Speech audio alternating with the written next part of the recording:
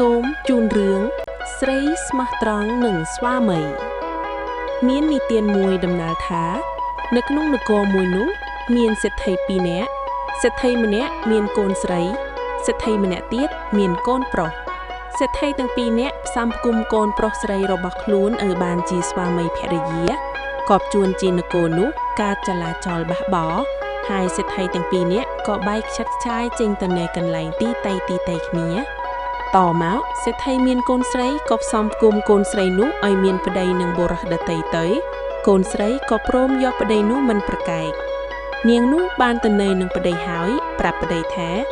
ឪពុកខ្ញុំបានផ្សំផ្គុំឲ្យមានប្តីពីមុនរួចម្ដងហើយតែមិនតន់ទាំងបាននៅរួមគ្នាផងស្រាប់តែអ្នកមកបានខ្ញុំជាភរិយាដោយខ្ញុំមិនតន់បានដោះពាក្យបដិញ្ញានឹងប្តីដើមនោះនៅឡើយឥឡូវនេះខ្ញុំសូមលាអ្នកទៅដោះពាក្យបដិញ្ញានឹងប្តីដើមនោះសិនតែបើអ្នកបើកឲ្យទៅទើបខ្ញុំហ៊ានទៅបើអ្នកពុំបើកឲ្យទៅទេខ្ញុំក៏មិនហ៊ានទៅដែរប្តីនោះឆ្លើយថាយើងស្មានថានាងនៅទំនេរឥតប្តីទេបើនាងមានស្វាមីអំពីមុនរួចមកហើយដូច្នោះចូលនាងទៅដោះពាក្យបដិញ្ញានឹងប្តីដើមឲ្យជ្រះស្រឡះសិនចុះយើងមិនខត់ខាំងនាងឡើយលុះនាងបានអនុញ្ញាតពីប្តីដូច្នោះហើយ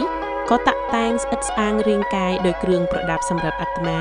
រួចស្រេចហើយក៏លាឡាទិញទៅសម្ដៅទៅរកកូនសេដ្ឋីជាប្តីដើមនោះ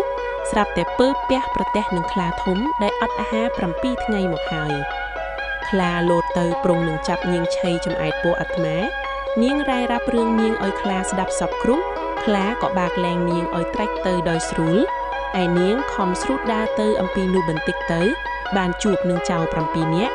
ចៅឃើញនាងនោះមានគ្រឿងប្រដាប់សម្រាប់អាត្មាសុទ្ធតែជារបស់មានតម្លៃក៏គិតគ្នានឹងទៅចាប់នាងយកអីវ៉ាន់អស់នោះនាងក៏និយាយសះសប្រាប់ចៅតាមដំណើរនោះសប្គ្រប់ពួកចៅបានស្ដាប់ដូច្នោះមិនយកទ្រព្យទាំងនោះឡើយបើកនាងទៅដោយស្រួល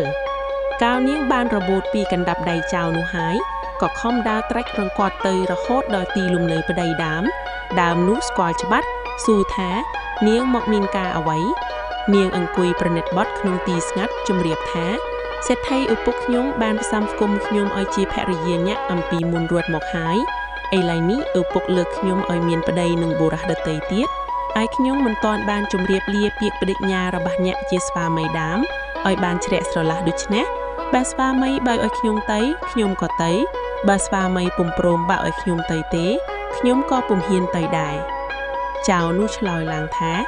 នាងមានចិត្តស្មោះចំពោះខ្ញុំត្រអណាស់រកអ្វីប្រៀបពុំបានតែឥឡូវនេះបើឪពុកនាងលើកនាងឲ្យមានប្តីហើយខ្ញុំនឹងទៅតវ៉ាប្រាថ្នានាងជាប្រពន្ធពុំបានឡើយចូលនាងទៅកាន់ប្តីនាងចុះនាងសំពះលាចៅនោះត្រឡប់ទៅផ្ទះវិញកាលនាងដើរតាមផ្លូវមកកប់ជួនជាពើពះប្រទះនឹងចៅម្នាក់កំពុងដើរទេររកប្រពន្ធបានឃើញនាងមានរូបឆោមលោមពណ៌ល្អស្អាតមានទាំងគ្រឿងប្រដាប់ដ៏ល្អនៅខ្លួនថងក៏និយាយចាយចង់ប្រាថ្នានឹងយកធ្វើប្រពន្ធនាងបានថ្លែងប្រាប់ដោយដំណើររឿងតាំងពីដើមរៀងមក